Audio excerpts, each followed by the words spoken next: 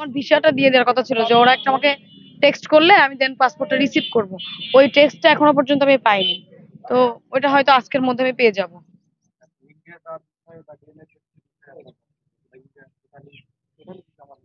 এখনো পর্যন্ত DNA test এই সংক্রান্ত আমার সাথে কোনো কথা হয়নি। তবে আজকের মধ্যে আমি হয়তো এই পাসপোর্টটা হাতে পেয়ে যাব। পাওয়ার পরপরই যদি সময় থাকে তাহলে আজকেই আমি কলকাতার উদ্দেশ্যে রওনা দিব। আর ডিএনএ টেস্টের যে ব্যাপারটা বললেন, এটা আমার সাথে এখনো পর্যন্ত এরকম কোনো কথা হয়নি। তবে যেটা আমরা নিউজে দেখছি যে যে মাংসের ব্যাপারটা দেখানো হচ্ছে, তো অবশ্যই ওটা ডিএনএ টেস্ট না হলে তো এটা আসলে আহ, আমরা সঠিক প্রমাণ হিসেবে তো মেনে নিতে পারবো না। অবশ্যই ডিএনএ টেস্ট করা হবে। এটা এখন আসলে মানে, হ্যাঁ, সাথে হচ্ছে আমার আব্বুর ব্যক্তিগত সহকারী আর রব ভাই, তারও পাসপোর্ট জমা দিয়ে আছে। আমার দিলে দুজনের একসাথে আমাদের এটা আসবে, ওইভাবে কথা বলেছি আমরা। হয়তো আজকের মধ্যে আমাদের পাসপোর্টটা টেক্সট আসবে রিসিভ করার জন্য আর কি। আমার চাচা যাবে, আমার চাচার অলরেডি ভিসা আছে। হ্যাঁ, ওখান থেকে না, মেইল দেয়নি। আমার সাথে কথা হয়েছিল, যে আমি জিজ্ঞেস করছিলাম যে আসলে কি আপডেট, লাস্ট আপডেটটা কি। আর এখনো পর্যন্ত আমি কোনো আপডেট পাইলাম না, বা কি হলো বিষয়টা।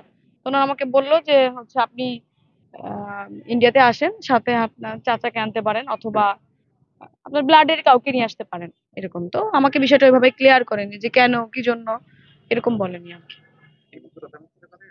হ্যাঁ, হারুন আঙ্কেলের সাথে কথা হয়েছে আমার। আমি আঙ্কেলকে কল করছিলাম, আবার আঙ্কেলও আমাকে কল দিয়ে এটাই জানিয়েছে বারবার। আমি এটা রাতের বেলা, গতকালকে রাত 11টা, 11টা সাড়ে হ্যাঁ, রাতের দিকে, এক্সাক্ট টাইমটা মনে নেই, রাতের দিকে।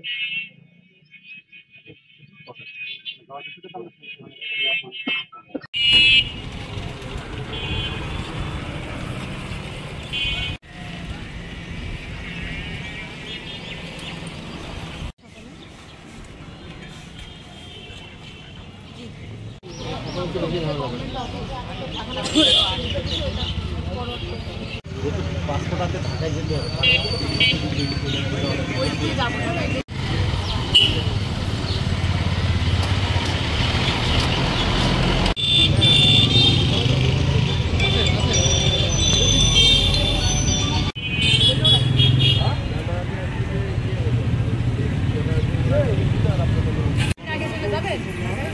আমার একা যেহেতু কোনো লাভ নেই। একটু পরে ওই দোকানে যাতে হবে না।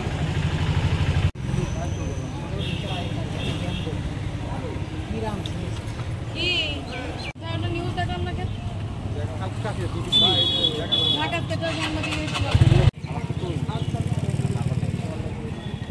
বিভিন্ন সময় না, আমি না ফোন করি কথা কি রেকর্ড টেকর্ড করার সবসময় কিছু না থাকে না। এতদিন কল দিন, এখন কেন কল দিন?